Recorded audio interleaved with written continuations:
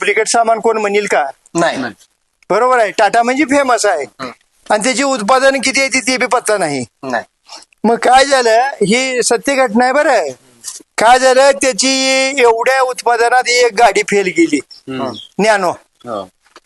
मग त्याने काय केलं, भारतातल्या 2 कंपन्याला आणि बाहेरच्या 2 कंपन्याला टेंडर दिले की आपलं ही नॅनो गाडी फेल का गेली. नुसत्या गाडीचा विषय नव्हता त्याचा, पूर्ण टाटा कंपनीचा विषय होता. मग त्यांनी काय केले, ती कंपनी म्हणजे आपली गाडी फेल का गेली त्याच्यावर संशोधन चालू केले. मग ती गाडी तर चांगली होती, बंद करा, किंमत योग्य होती, भारतीय रस्त्यावर चालणारी होती, मग फेल का गेली. मग असं शोध लावत लावत लावत त्यांना दोष सापडला ऍडव्हर्टाईज मध्ये. मग काय दोष निघाला, तर टाटानं काय केलं तर ती गाडीची निर्मिती करताना की माझ्या भारतातल्या गरिबाचं स्वप्नपूर्ती होण्यासाठी लाखात गाडी काढत आहे, म्हणजे लाखात कोणचं बी माझा भारतातला गरीब वापरावं, गरिबाचं स्वप्नपूर्तीसाठी नॅनो गाडी म्हणून ते जे ऍडव्हर्टाईज लावले. मग ती दोष काय निघाला माहित आहे का, भारतीय लोकांची माइंड ही ह्याच संशोधन केले त्यांनी आणि ही गरिबाची गाडी म्हणून जी ऍडव्हर्टाईज झाली ती मार्केटमध्ये आल्यावर काय झालं की ती नॅनो गाडी घ्यावं तर आपल्याला गरीब म्हणते ती. ऐका तर, ती त्यानं वाईट गाडी म्हटलं नव्हतं, गरिबाची गाडी म्हणल्यावर त्याचा एवढा दान म्हणा, त्याचे 1,00,000 2,00,000 उत्पादन असतील, पण एक उत्पादन ऍडव्हर्टाईज मुळे फेल गेले आणि ती कंपन्यांनी काढून दिल्या बरं त्यांनी की ह्या ऍडव्हर्टाईज मुळे ह्या भारतीय लोकांवर ही गाडी चालली नाही. आणि खरा का खोटा आहे, खरा का. मग आपल्या शेतकऱ्याच्या ऍडव्हर्टाईजचं काय नुकसान होलंय सांगतो तुम्हाला.